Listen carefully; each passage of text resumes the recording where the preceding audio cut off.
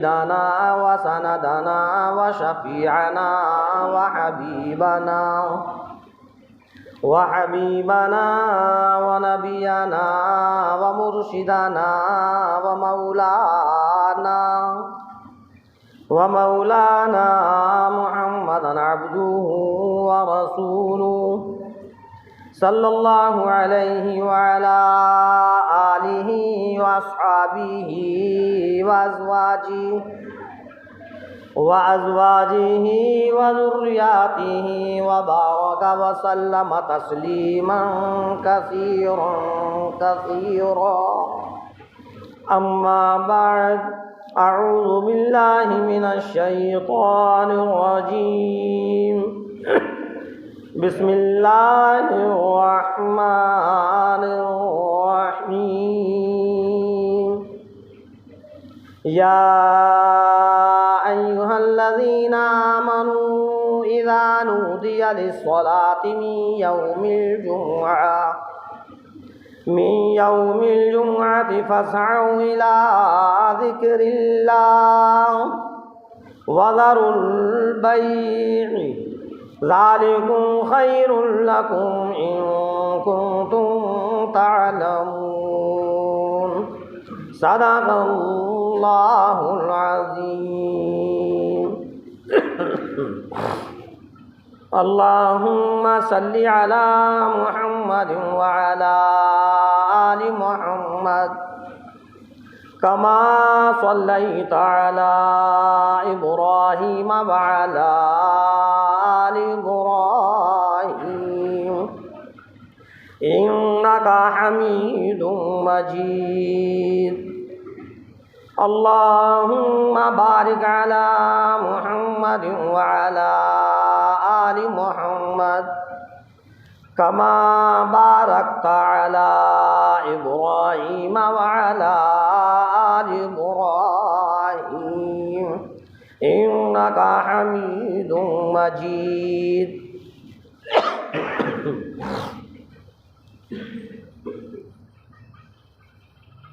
मोहतरम हजरात,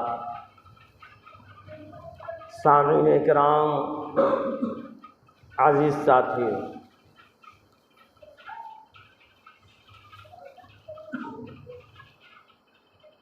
जुम्मे का दिन बड़ा अहम दिन है। बड़ी फजीलतें हैं इस जुम्मे के दिन। अल्लाह तबारक ताला ने कुरान करीम के अंदर पूरी की पूरी सूरत जुमे के नाम से नाजिल फरमाई।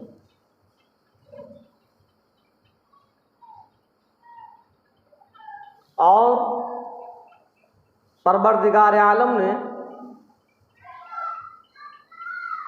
इस जुमे को आम दिनों पर फजीलत दी। अभी हमने समझा नहीं है,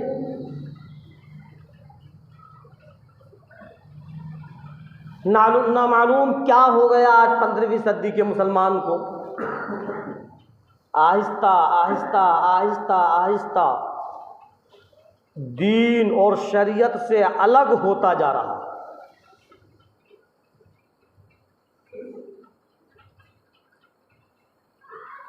ऐसा माहौल हो गया कि शरीयत पर चलना, दीन पर चलना आज मुसलमान शर्म महसूस करता है, आर समझता है। और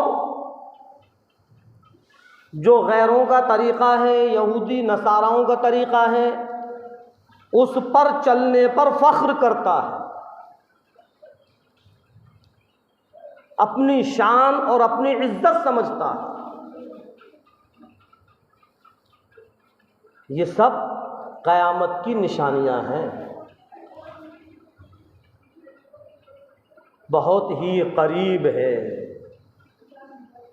लेकिन आज मुसलमान समझ नहीं रहा।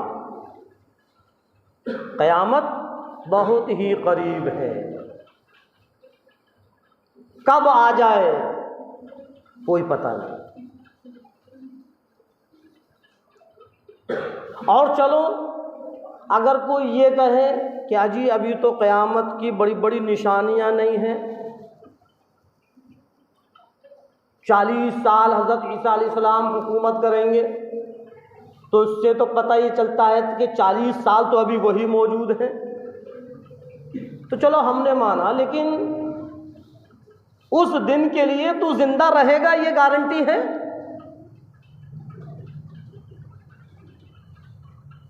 अरे सुबह सोकर जब उठा है तो अभी ये भी खबर नहीं कि बिस्तर से उठकर हम चाय पी सकते हैं या नहीं पी सकते। हाँ, एक नहीं सैकड़ों ऐसे वाक़यात सामने आए कि अच्छा खासा इंसान सोया था और सुबह जब उसको नाश्ते के लिए उठाने के लिए गए, पता ही नहीं कब ख़त्म हो गया। और दिन ब दिन हम और आप अपनी आँखों से देख रहे हैं, अपने हाथों से दफना रहे हैं, अपने हाथों से कफना रहे हैं। मौत छोटा और बड़ा नहीं देखती, जवान और बूढ़ा नहीं देखती। वो नहीं देखती कि अभी बच्चा है, अभी जवान होना है, अभी बूढ़ा होना है। नहीं, कोई पता नहीं। अल्लाह के रसूल सरकार दो आलम सल्लल्लाहु अलैहि वसल्लम ने फरमाया कि अगर एक सांस तूने ले ली है तो अल्लाह का शुक्र अदा कर, कोई पता नहीं कि तू दूसरी सांस ले भी सकता है या नहीं। ना मालूम हम किस भूल में लगे हुए हैं। बिल्कुल हमने आखिरत की तरफ से अपने दिमाग को, अपने जहन को हटा दिया। जर्रा बराबर भी हमें आखिरत की फिक्र नहीं, जर्रा बराबर भी हमें मैदान हश्र की फिक्र नहीं, कब्र की फिक्र नहीं। क्या होगा?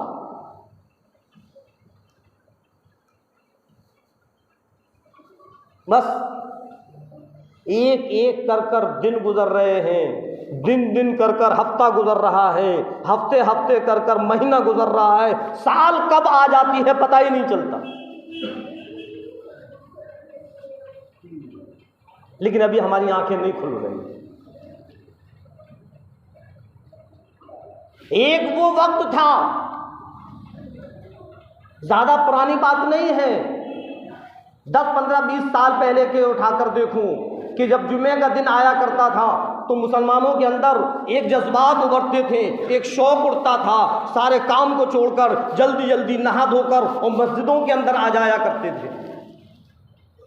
अच्छे कपड़े पहनना, खुशबू लगाना, सुरमा लगाना, और फिर यानी ऐसा जुमे का दिन होता था जैसे कि ईद का दिन है या नहीं? और आज देख लो आज क्या हाल है, पता ही नहीं कि कब जुमा आया और कब चला गया। आहिस्ता आहिस्ता कर कर दीन से मुसलमान हटता चला जा रहा है और उसको एहसास तक नहीं हो रहा। पहले कहीं गाने बजाने हुआ करते थे और अजान शुरू हो जाया करती थी। ज़्यादा पुरानी बात नहीं कह रहा मैं, 15, 20 साल 30 साल का रिकॉर्ड उठाकर देखूं तो ऐसा खौफ और ऐसा डर था कि वो अपने गाने बजानों को बंद कर दिया करते थे कि अजान हो रही है। कोई बारात मस्जिद की तरफ से निकल कर जाया करती थी तो उसको रोक दिया करते थे गाने बजाने को। अगर कोई जुआरी फड़ लगाकर जुआ खेलने में लगा हुआ है, जुआरी बैठे हुए हैं और कोई बड़ा वहाँ से गुजरता था, कोई आलिम गुजरता था, तो उसके अदब और एहतराम में उस फड़ को ख़त्म कर दिया करते थे और खड़े हो जाया करते थे और ऐसा लगता था कि यहाँ फड़ है ही नहीं। आज तो कितना ही बड़ा वली अल्लाह आ जाए लेकिन हम अपनी जगह से नहीं हटते।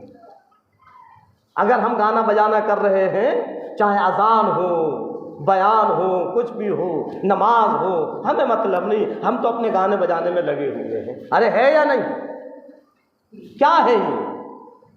आहिस्ता आहिस्ता दीन से अलग होते जा रहे हैं हम।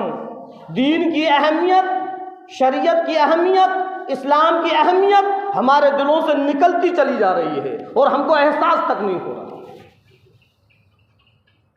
मेरे मोहतरम बुजुर्गों, अजीज साथियों, अगर हमने इसकी फिक्र ना की, अल्लाह ना करे, कहीं वो वक्त ना आ जाए कि हम दीन से बिल्कुल अलग हो जाएं, ईमान हमारा सल्ब हो जाए, ईमान हमारा ख़त्म हो जाए और हम भी बेईमानों की फहरिस्त में शामिल हो जाए। उस दिन के आने से पहले पहले हम इसकी फिक्र करें। जो हम बेफिक्र होकर बैठे हैं। तो बतला रहा था कि जुमे की अहमियत और जुमे की फजीलत अल्लाह तबारक ताला ने तमाम के तमाम दिनों पर इस जुमे के दिन को सरदार बनाया है। जैसे तमाम महीनों का सरदार रमजानुल मुबारक का महीना, तमाम रातों की सरदार लैलतुल कद्र की रात। इसी तरीके से तमाम दिनों का सरदार अल्लाह तबारक ताला ने इस जुमे के दिन को बनाया। और यूँ फरमाया मदनी करीम सल्लल्लाहु अलैहि वसल्लम ने कि जुमे के दिन एक ऐसा वक्त भी आता है, एक ऐसी घड़ी आती है, एक ऐसी साअत आती है कि जो अल्लाह से मांगो अल्लाह उसको कबूल कर लेता है। हाँ, अब वो वक्त कब आया और कब चला गया हमको पता ही नहीं, क्योंकि जुमे की अहमियत ही हमारे दिलो दिमाग से निकली हुई है। इरशाद फरमाया मदनी करीम सल्लल्लाहु अलैहि वसल्लम ने, जो मेरे नबी तेरे नबी, सारी की सारी कायनात के नबी, नबियों के नबी, वलियों के नबी, कुतुब अब्दाल पैगंबरों के नबी, हाँ, सरकार दो आलम सल्लल्लाहु अलैहि वसल्लम फरमा रहे हैं कि जुमे के दिन एक ऐसा वक्त आता है, एक ऐसी साअत आती है, एक ऐसी घड़ी आती है जो अल्लाह से मांगो अल्लाह उसको कबूल कर लेता है। वो मकबूलियत की घड़ी होती है। और अल्लाह तबारक ताला ने कुरान करीम के अंदर खुद इस जुमे की अहमियत को बतलाया, इस जुमे की फजीलत को बयान किया और यूँ फरमाया, या अय्युहल्लज़ीना आमनू, सारे के सारे ईमान वालों, क्या ईमान वालों, ऐ मुसलमानों, ऐ मोमिनो, इज़ा नूदिया लिस्सलाति मिन यौमिल जुमुआ, जब तुमको जुमे के दिन पुकारा जाए, जब तुम्हारे कानों के अंदर जुमे की आज़ान की आवाज़ आ जाए, फसअउ इला ज़िक्रिल्लाह,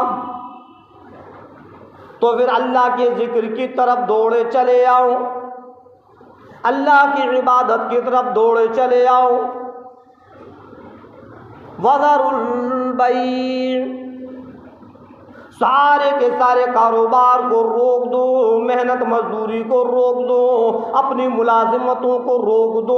अब ये मुलाजिमत करने का वक्त नहीं, अब ये मेहनत मजदूरी करने का वक्त नहीं, ये तुम्हारे कारोबार का वक्त नहीं। अल्लाहु अकबर, अल्लाहु अकबर। जब तुम्हारे कानों के अंदर अजान की आवाज़ आ गई, अल्लाह के मुनादी ने जब तुमको पुकार दिया, ओ अल्लाह के बंदे छोड़ इस काम को, अल्लाह अल्लाह अकबर, उस परवरदिगार आलम की तरफ देख जो सबसे बड़ा, उससे बड़ा कोई नहीं। तेरा कारोबार बड़ा नहीं, तेरी मेहनत मजदूरी बड़ी नहीं, तेरी मुलाजमत बड़ी नहीं, तेरी फैक्ट्रियां बड़ी नहीं, तेरी दुकान बड़ी नहीं, तेरा घर बड़ा नहीं। अल्लाहु अकबर, सबसे बड़ा परवरदिगार आलम। अल्लाह रब्बुल इज्जत ने मुअज्जिन से कहा, ओ मेरे बंदे, बतला दे उन लोगों को जो कारोबार में लगे हुए, बतला दे उन लोगों को जो मेहनत मजदूरी में लगे हुए, बतला दे उन लोगों को जो अपनी फैक्ट्रियों में लगे हुए। छोड़ दो सारी की सारी चीज़ों को, हय्या अला सलाह, और नमाज की तरफ आ जाओ।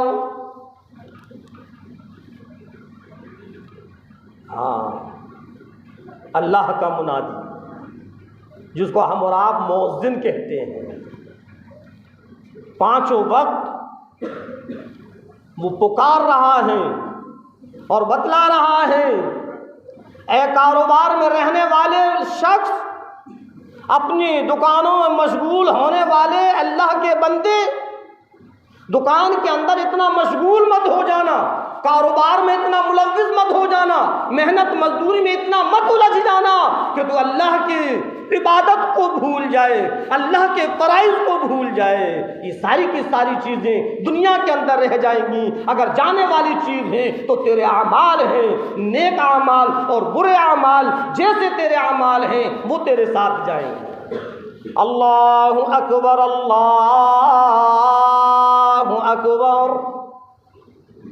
मुअज्जिन पुकारता है, अल्लाह से बड़ा कोई नहीं, वो सबसे बड़ा, बड़ी ताकत वाला, बड़ी कुदरत वाला, उससे बड़ी किसी की कोई ताकत नहीं, उससे बड़ी किसी की कोई कुदरत नहीं, कोई खुदाई नहीं। ए अल्लाह के बंदे, अल्लाह की खुदाई को पहचान, अल्लाह की कुदरत को पहचान, अल्लाह की ताकत को पहचान। परवरदिगार आलम जो सारी की सारी कायनात का रब है, पहचान उसकी खुदाई को, वही सबका खुदा। आज हम और आप उस रब्बे कायनात की, उस परवरदिगार आलम की खुदाई पर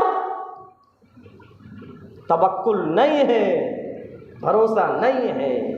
ज़बान से कुछ भी कह दो, लेकिन दिल जो है, हकीकत इस दिल की यही है कि अल्लाह की खुदाई पर, अल्लाह के कुदरत पर, अल्लाह के पालने पर, अल्लाह के देने पर अभी हम मुतमईन नहीं हैं।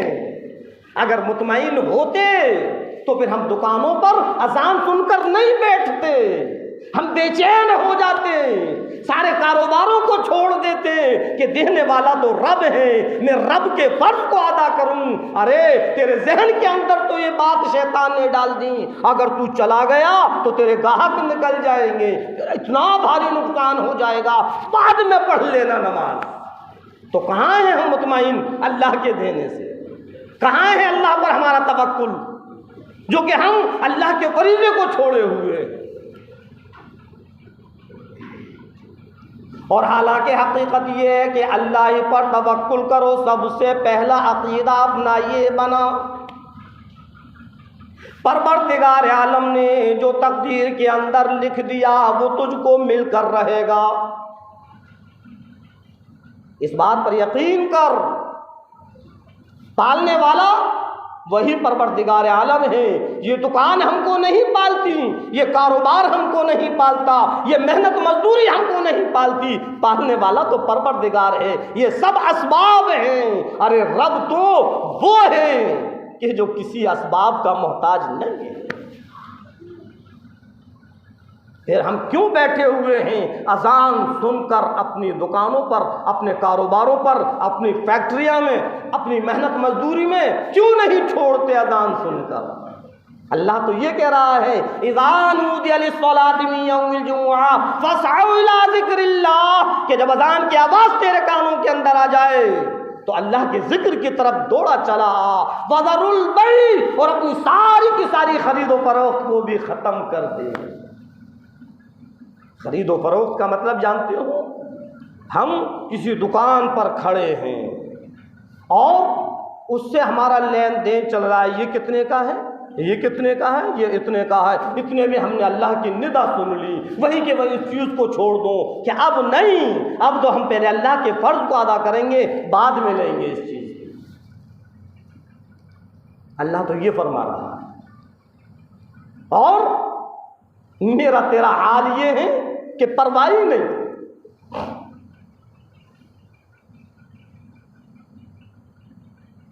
क्या होगा? अल्लाह रब्बुल इज़्ज़त फरमाता हूँ, मेरे बंदे मेरी खुदाई को पहचान ले, मेरी किबरियाई को अपने दिल के अंदर समा ले। याद रखना, अगर मैं पकड़ करने पर आ गया तो मेरी पकड़ से तुझको बचाने वाला कोई नहीं। अरे गौर कर, ए अल्लाह के बंदे गौर करो, ए अल्लाह के बंदे ज़रा अपना जहन के ऊपर जोर डाल और ज़रा गौर कर कि जब तेरा बचपना था, जब तू बचपने के आलम में था, कौन था जो तुझको पालता था? उस परवरदिगार आलम ने तुझको पाल पोस कर इतना लंबा चौड़ा कर दिया कि तू जवान हो गया। अब तू अपने कारोबार पर जमा हुआ बैठा है, अब तू अपनी दुकानों पर जमा हुआ बैठा है। अब तेरे दिल के अंदर ये बात आ गई कि अगर मैं दुकान से हट गया ग्राहक निकल जाएंगे। अल्लाह पर यकीन नहीं, अल्लाह पर तवक्कुल नहीं। यकीन करूं, तवक्कुल करूं, अल्लाह पर भरोसा करूं, अल्लाह देने वाला है। हाँ, जितना हमारी तकदीर के अंदर लिखा है, जब तक एक एक दाना उसका नहीं खा लेंगे मौत नहीं आएगी। फिर क्यों हम अल्लाह के फराइज को छोड़े हुए हैं?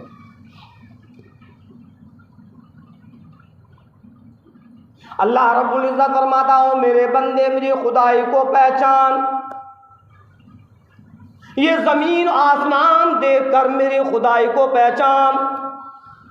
ये इतनी लंबी ज़मीन, इतनी लंबी चौड़ी ज़मीन को बनाने वाला कौन है? और इतने लंबे चौड़े आसमान को बनाने वाला कौन है? ज़रा गौर तो कर लिया करो, ज़रा देख तो लिया करो, अपने जहनों पर ज़रा जोर डाल कि इस ज़मीन का बनाने वाला कौन, इस आसमान का बनाने वाला कौन? मेरी खुदाई तेरी समझ में आ जाएगी, मेरी किबरियाई तेरे दिल के अंदर उतर जाएगी। चल, अगर ज़मीन और आसमान को देख कर मेरी खुदाई तेरी समझ में नहीं आती तो रात और दिन पर गौर कर ले कि इस रात को दिन में बदलने वाला कौन, इस दिन को रात में बदलने वाला कौन? यूं फरमाया परवरदिगार आलम ने, अगर मेरी खुदाई रात और दिन को देखकर भी तेरी समझ में नहीं आती तो अपने ऊपर गौर कर।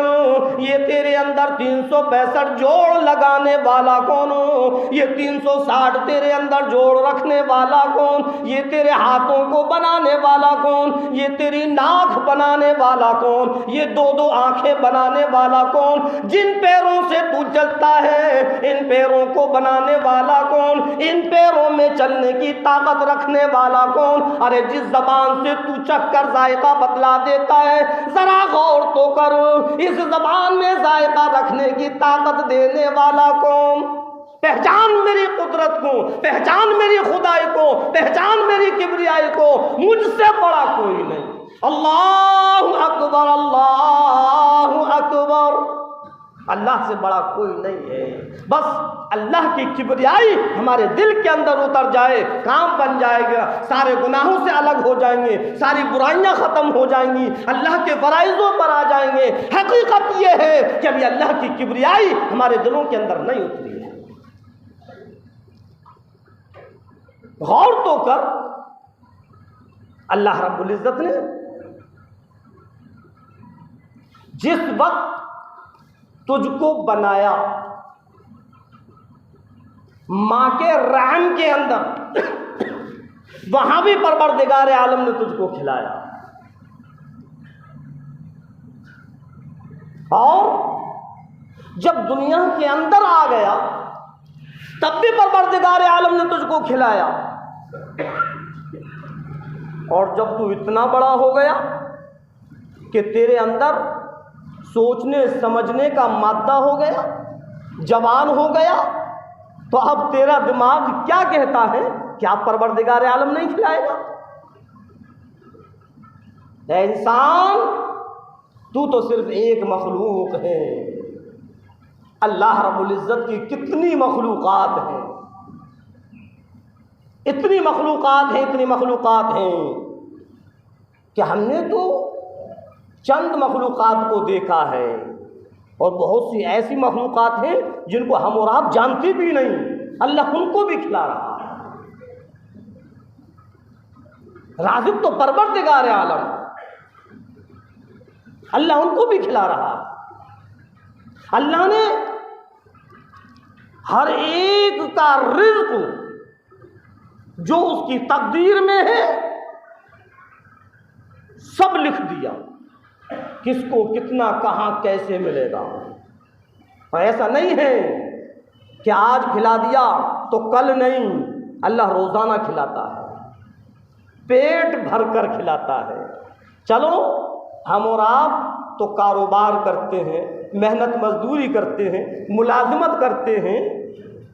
जो अल्लाह के और मखलूक़ात हैं, परिंदे हैं, दरिंदे हैं, चरिंदे हैं, ज़मीन पर रेंगने वाले कीड़े हैं, चींटियाँ हैं, जंगल में रहने वाले दरिंदे हैं, समंदर में रहने वाली मछलियाँ हैं, कौन खिला रहा है? अल्लाह ही तो खिला रहा है। एक भी दिन ऐसा नहीं गुजरता जो कि परवरदिगार आलम उनको ना खिलाए। हाँ, तो क्या वो हमको नहीं खिलाएगा? सोचो, समझो। और हम और आप तो वहमो गुमान भी नहीं कर सकते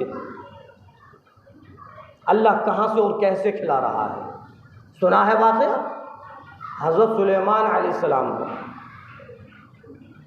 एक दिन हज़रत सुलेमान अलैहिस्सलाम के जहन में ये बात आई कि ऐ परवरदिगार आलम, मेरा दिल चाहता है मैं तेरी मखलूक की दावत करूँ। ऐ सुलेमान, बहुत बड़ी जिम्मेदारी है, ये जिम्मेदारी नहीं निभा पाओगे।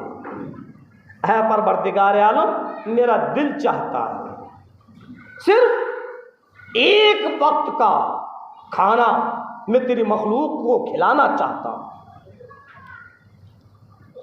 अल्लाह रब्बुल इज़्ज़त ने फरमाया कि चलो ठीक है। अब हज़रत सुलेमान अलैहिस्सलाम ने खाना बनवाना शुरू किया।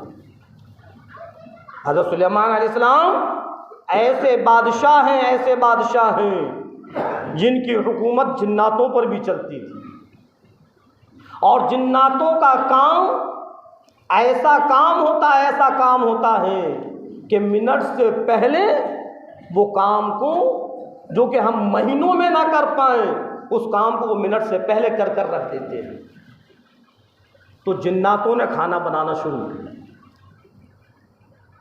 और महीनों के हिसाब से जब उनको ये अंदाज़ा हो गया कि हाँ इसमें मखलूक खा सकती है, अब अंदाज़ा लगाओ सारी की सारी मखलूक का खाना कितना खाना होगा। जब उनको ये अंदाज़ा हो गया कि अब खा सकती है, ज़रूरत पड़ने पर अगर ज़रूरत पड़ी तो जितना बना था उससे ज़्यादा कच्चा रखा कि ज़रूरत पड़ने पर हम इसको और बना दें। अल्लाह रब्बुल इज़्ज़त ने सबसे पहले एक मछली को पहुंचाया।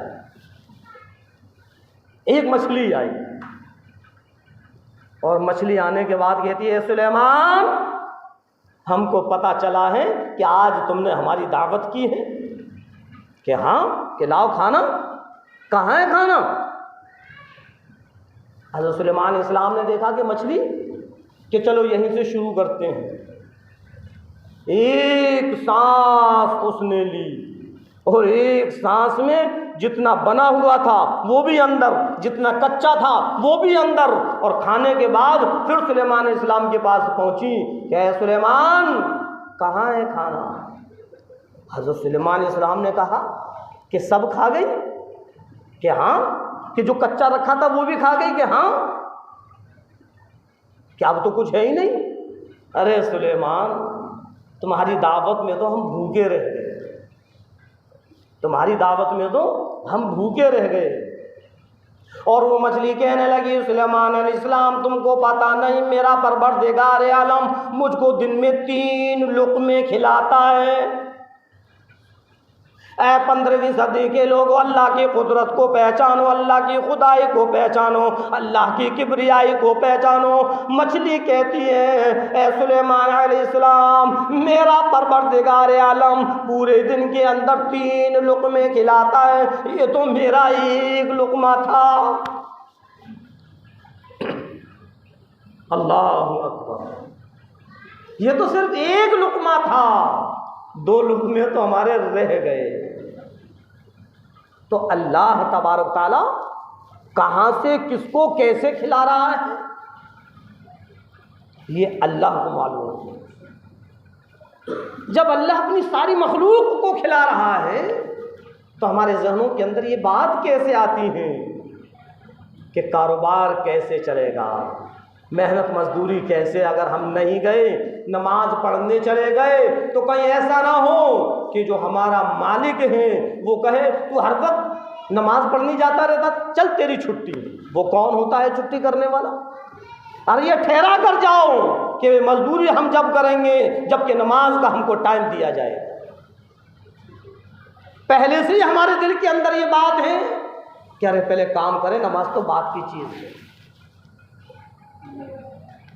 हाँ, नहीं, समझो और इस इस्लाम की, इस शरीयत की, इस दीन की अहमियत को अपने दिल के अंदर उतारो।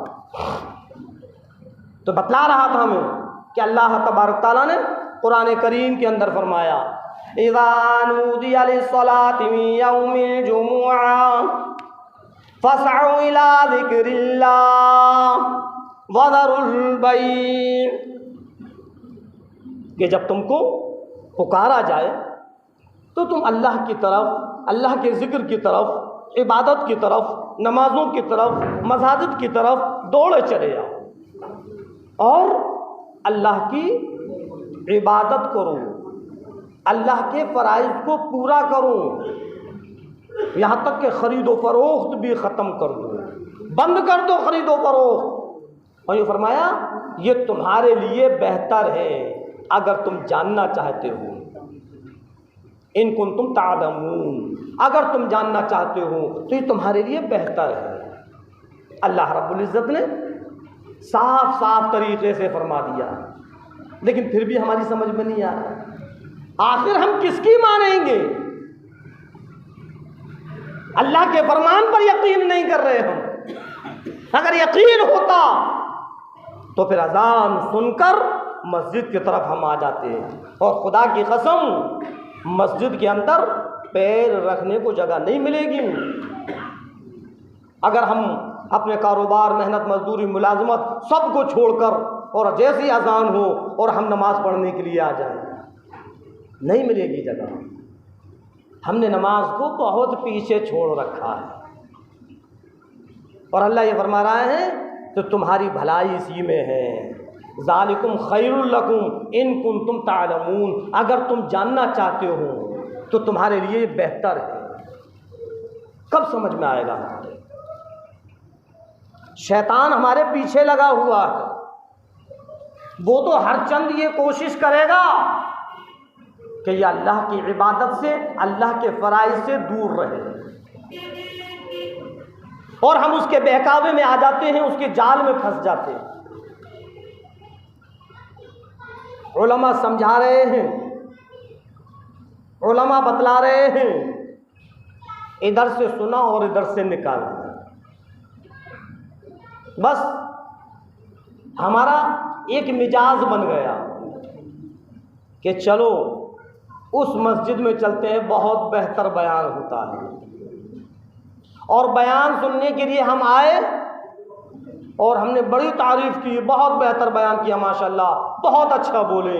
लेकिन जो बोले उसको हमने अपने दिल के अंदर उतारा या नहीं? नहीं, यही सुना और पल्ला झाड़ कर हम चले गए। अब मौलाना साहब अगले हफ्ते फिर आएंगे, फिर बयान सुनेंगे, इसी तरीके से बेहतर बयान करना। सिर्फ सुनना है, अमल नहीं करना।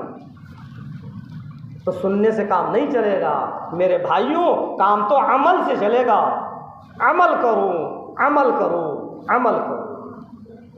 अमल से दुनिया भी बनती है और आखिरत भी बनती है। जब अमल नहीं तो कुछ भी नहीं। सुनना और ना सुनना बराबर है। अगर हम ये सोचें कि सिर्फ बयान सुन लेने से जन्नत मिल जाएगी, बयान सुन लेने से अल्लाह राज़ी हो जाएगा, बयान सुन लेने से सरकार दो आलम सल्लल्लाहु अलैहि वसल्लम सिफारिश कर देंगे, नहीं। जो बयान में कहा गया है उस पर अमल करने से अल्लाह राज़ी होगा, अल्लाह के रसूल सरकार दो आलम सल्लल्लाहु अलैहि वसल्लम राज़ी होंगे, जन्नत मिलेगी, जहन्नम से बचेंगे। जैसा अमल होगा वैसा ही फैसला होगा। अमल की नियत से सुनो, अल्लाह रब्बुल इज़्ज़त फिर अमल करने की तौफीक देगा। और अमल करने की नियत से बैठो, हो सकता है कि अल्लाह हमारे बैठने को कबूल कर ले और हमें अमल की तौफीक दे दें। सुनने की नियत से मत बैठो कि सिर्फ सुना तो वो सुनकर रह जाएगा, अमल में नहीं आएगा। खुदा की कसम, अगर हर हफ्ते जो बतलाया जाता है पूरा बयान नहीं, पौन घंटे का बयान है, पूरा बयान नहीं, सिर्फ एक बात भी हमने अपने दिल के अंदर उतार ली और एक बात कि इस हफ्ते हमने मौलाना की इस बात पर अमल किया, और हर हफ्ते सिर्फ एक बात पर अमल करें कि इस हफ्ते हमने मौलाना ने इतना बयान किया, इस बात को हमने पकड़ा और इस पर हमने अमल करना शुरू कर दिया। और हर हफ्ते अगर इसी तरीके से करेंगे तो इंशाअल्लाह परवरदिगार आलम फिर हमको अमल करने की तौफीक अता फरमाएगा। समझ में आई बात? सबसे पहले तो जो 4 हफ्तों से करीब 3 या 4 हफ्तों से बयान चल रहा है नमाज के ऊपर चल रहा है, तो हम ये सोचें कि हर हफ्ते आलिम साहब मिंबर पर बैठकर और कुरान और हदीस को सामने रखकर हमको बार बार समझा रहे हैं, बार बार बतला रहे हैं। क्या है इनका फ़ायदा? हमारा ही तो फ़ायदा है कि हम नमाज पढ़ेंगे तो जन्नत मिलेगी, हम नमाज पढ़ेंगे तो हमारी दुनिया बनेगी, हम नमाज पढ़ेंगे कारोबार में बरकत होगी, हम नमाज पढ़ेंगे घर में खैर बरकत आएगी। इतनी सी बात हमारी समझ में नहीं आती। और आलिम मुफ्ती इमाम तो हफ्ते में एक बार मिंबर पर बैठकर समझाता है, लेकिन मौज़िन 5 वक्त हमारे और आपके कानों के अंदर इस बात को डालता है, अल्लाहु अकबर, अल्लाहु अकबर, अल्लाह बड़ा है, अल्लाह बड़ा है, अल्लाह बड़ा है। हय्या अला सलाह। अब बताओ कैसे अल्लाह रब्बुल इज़्ज़त कैसे बतलाए? मौज़िन के ज़रिए 5 वक्त अल्लाह रब्बुल इज़्ज़त कह रहा है कि अल्लाह के बंदे बतला दे, ये जो कारोबार में लगे हुए हैं, हय्या अला सलाह, कि अब आ जाओ नमाज की तरफ, अब आ जाओ नमाज की तरफ। अब नमाज का वक्त हो गया और अजान ना होती तो हमको एक बहाना मिल जाता, और जी हमें तो पता ही नहीं चला कि नमाज का कब वक्त हो गया, हम तो अपने काम में लगे रहे। अल्लाह ने इस बहाने को भी ख़त्म कर दिया और मुअज्जिन के ज़रिए याद दिलवा रहा है कि नमाज का वक्त हो गया, छोड़ दो अपने सारे कामों को। और बराबर अजान की आवाज़ हमारे कानों के अंदर आती है, कभी इस मस्जिद की, कभी उस मस्जिद की, कभी उस मस्जिद की, कभी दूर की, कभी पास की, बराबर आवाज़ आ रही है। ऐसा नहीं है कि बस एक बार आवाज़ आई और रुक गए, बराबर मुसलसल आवाज़ आ रही है, ताकि हमारे जहन के अंदर जो मशगूलियत है वो ख़त्म हो जाए। लेकिन उसके बाद भी हम ऐसे हट धर्मी बन गए कि सुन तो रहे हैं लेकिन हमारे कदम अभी खड़े होने के लिए तैयार नहीं। तो फिर क्या होगा? बतलाओ, अल्लाह नाराज होगा या नहीं? और जब अल्लाह नाराज होगा तो फिर अल्लाह के अज़ाब से बचाने वाला कोई नहीं। समझ लो, वो काम मत करो जिससे कि परवरदिगार आलम नाराज हो जाए। खुदा की कसम, अगर अल्लाह नाराज हो गया तो हमारी दुनिया भी खराब और आखिरत भी खराब। सुबह फजर की अजान में 5 वक्त की अजान होती है। चारों अजानों के अंदर बिल्कुल एक सार कलमात होते हैं। गौर करना, चारों अजानों के अंदर बिल्कुल एक सार कलमात होते हैं, लेकिन जब सुबह फजर की अजान होती है तो अल्लाह फरमाता है, ओ मेरे बंदे, इसमें एक कलमा और बढ़ा ले। क्यों? इसलिए कि मेरे बंदे सोने में लगे हुए हैं। उनको बतला दे अस्सलातु खैरुम मिनन नौम, कि नमाज सोने से बेहतर है। ऐ सोने वालों, उठ जाओ, अपने इस नरम नरम बिस्तर को छोड़ दो, अपने इस गरम गरम बिस्तर को छोड़ दो।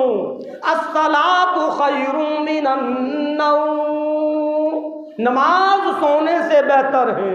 उठो उठो, ये अल्लाह के बंदे उठो।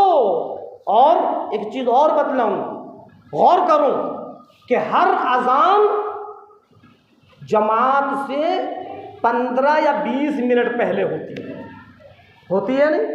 हर अजान जमात से 15 या 20 मिनट पहले होती है कि 15-20 मिनट के अंदर किसी को इस्तंजा करना है तो वो इस्तंजा कर ले, किसी को वुज़ू करना है इस्तंजा कर कर वो वुज़ू कर ले, किसी को बैतुल खला से फारिग होना है तो वो इत्मीनान से 15-20 मिनट के अंदर फारिग हो जाए।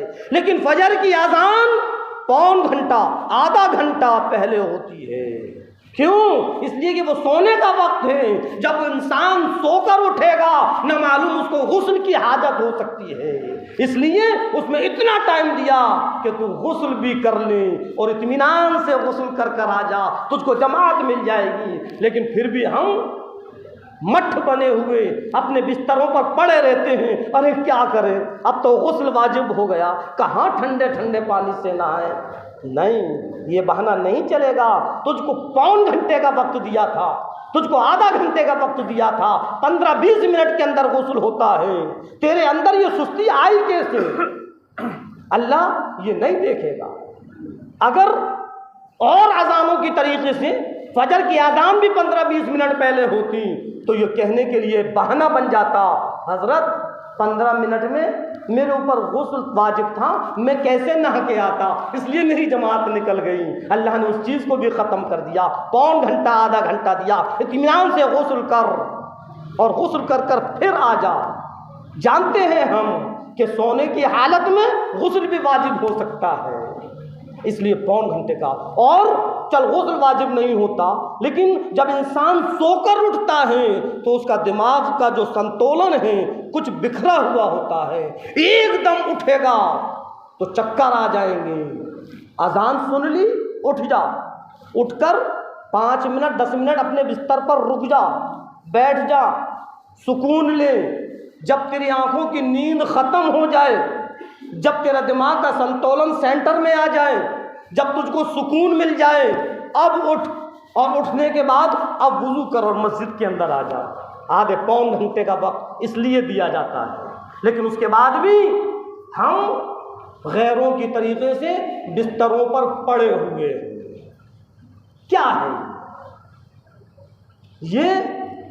अल्लाह रब्बुल इज़्ज़त की जो हम नाफरमानी कर रहे हैं, परवरदिगार आलम की जो हम नाफरमानियों में लगे हुए हैं, जो आज हमारे सामने जो परेशानियां आ रही हैं, सब उसी नाफरमानियों की वजह से हैं, हमारी बदआमालियों की वजह से हैं। ए अल्लाह के बंदों, होश में आओ और अल्लाह के फ़राइज़ों को अदा करो।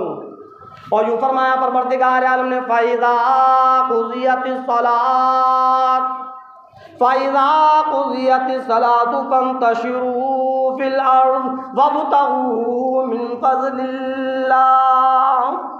जब तुम अपनी नमाज़ों को मुकम्मल करो, जब तुम नमाज़ों से फारिग हो जाओ, तो फिर अल्लाह के रिज़्क़ को तलाश करो, ज़मीन पर फैल जाओ और अल्लाह के रिज़्क़ को तलाश करो। ज़मीन पर फैलने का और अल्लाह के रिज़्क़ का तलाश करने का मतलब क्या है? अब अपने कारोबार से लग जाओ, अब अपनी मेहनत मजदूरी से लग जाओ, अब अपनी मुलाजमत से लग जाओ। जिसके जो असबाब हैं उन असबाबों को पकड़ लो, लेकिन यकीन अल्लाह पर रखना, असबाबों पर मत रखना। असबाब भी अल्लाह के हुक्म के मोहताज हैं। जब तक परवरदिगार आलम नहीं चाहेगा ये असबाब अपना काम नहीं करेंगे। हाँ, लेकिन अल्लाह के फ़राइज़ को अदा करने से पहले ये तो हुआ अल्लाह का कलाम। गौर करना, अल्लाह रब्बुल इज़्ज़त ने फरमा दिया फ़इज़ा क़ुज़ियतिस सलातु फ़ंतशिरू फ़िल अर्ज़ वब्तग़ू मिन फ़ज़लिल्लाह, कि जब नमाज को मुकम्मल कर लो, जब नमाज पढ़ लो तो फिर ज़मीन पर फैल जाओ और अल्लाह के रिज़्क़ को तलाश करो। ख़बरदार जो नमाज से पहले। और इधर सरकार दो आलम सल्लल्लाहु अलैहि वसल्लम का फरमान है, इरशाद फरमाया मदनी करीम सल्लल्लाहु अलैहि वसल्लम ने, सुबह फजर की नमाज पढ़ने से पहले जो अपने कारोबार की तरफ निकलता है, जो अपनी मेहनत मजदूरी की तरफ निकलता है, जो अपनी मजदूरी की तरफ निकलता है, उसके हाथ में किसके? फजर की नमाज पढ़ने से पहले। यानी जो फजर की नमाज नहीं पढ़ता और वो निकल गया, या फजर की नमाज जब हो जाती है उसके बाद उसने नमाज नहीं पढ़ी। इस हदीस का मतलब क्या है कि हमने नमाज नहीं पढ़ी, और बग़ैर नमाज पढ़े जब हम अपने कारोबार की तरफ चलेंगे तो उसके हाथ में शैतान का झंडा होता है। किसका? शैतान का। और कौन फरमा रहा है? गौर करो, अल्फाजों पर गौर करो। करने वाला, कहने वाला कौन है? फरमाने वाला कौन है?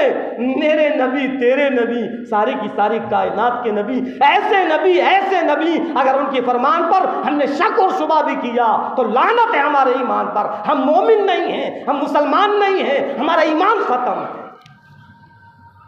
समझ में आया? अगर सरकार दो आलम सल्लल्लाहु अलैहि वसल्लम के फरमान पर हमने शक भी कर लिया तो हमारा ईमान खत्म। लानत है हमारी ऐसी जिंदगी पर कि इधर अल्लाह के फराइज़ को भी अदा नहीं कर रहे, अल्लाह की भी नाफरमानी में लगे हैं और अल्लाह के रसूल की भी नाफरमानी में लगे हैं। दुनिया खाक बनेगी, ना दुनिया बनेगी ना आखिरत बनेगी। दुनिया में इसी तरीके से परेशानियों के अंदर मुब्तला रहेगा, और जब आखिरत आएगी, जब मैदान हश्र होगा, जब फैसला होगा तो जहन्नम के अंदर फेंक दिया जाएगा। उस दिन के आने से पहले पहले ऐ मुसलमानों, जागो और अल्लाह के फराइज़ों को अदा करो। और यूँ फरमाया सरकार दो आलम सल्लल्लाहु अलैहि वसल्लम ने कि जो नमाज पढ़कर अपने कारोबार की तरफ निकलता है तो उसके हाथ में ईमान का झंडा होता है, इस्लाम का झंडा होता है। अब जब हमने सुबह सुबह अपने हाथ में शैतान के झंडे को पकड़ लिया तो अब तो पूरे दिन वो शैतान हमसे अपनी इत्तिबा करवाए और अल्लाह की नाफरमानियाँ करवाए। और जहाँ हम सुबह इस्लाम का, ईमान का झंडा हाथ में पकड़ देंगे तो शैतान घबरा जाएगा कि ये कैसे मेरे जाल से निकल गया। हाँ, फजर की नमाज की अहमियत को समझो। और एक चीज़ और बतलाऊँ कि जब जो नमाज पढ़ने वाले हैं उन लोगों से पूछो कि फजर की नमाज पढ़ने के बाद अलग ही दिमाग को सुकून मिलता है, बदन के अंदर, जिस्म के अंदर एक अलग ही तरोताज़गी सी महसूस होती है और पूरे दिन बड़े सुकून के साथ गुजरता है पूरा दिन। और जो नमाज नहीं पढ़ते और ऐसे ही अपने कारोबार में लग जाते हैं तो दिन भर जहन के अंदर झुंझुलाहट, बदन के अंदर सुस्ती सी, अकड़ाहट सी लगती है। क्यों? इसलिए कि शैतान हम पर हावी हो गया है, शैतान का झंडा पकड़कर हम बैठे हुए, फिर अल्लाह की नाफरमानियाँ करवाता है। समझ में आ गई बात? तो इंशाअल्लाह इस चीज़ पर यहाँ से जब हम उठें तो ये अहद कर कर उठें, अल्लाह से ये वादा कर कर उठें, ए अल्लाह अब हम अपने अजान सुनकर नमाज को गोल नहीं करेंगे, नमाज को पाबंदी से पढ़ेंगे। कहो इंशाअल्लाह। अल्लाह रब्बुल इज़्ज़त हम और आपको कहने और सुनने ज़्यादा अमल करने की तौफीक अता फरमाए। वमा अलैना इल्ला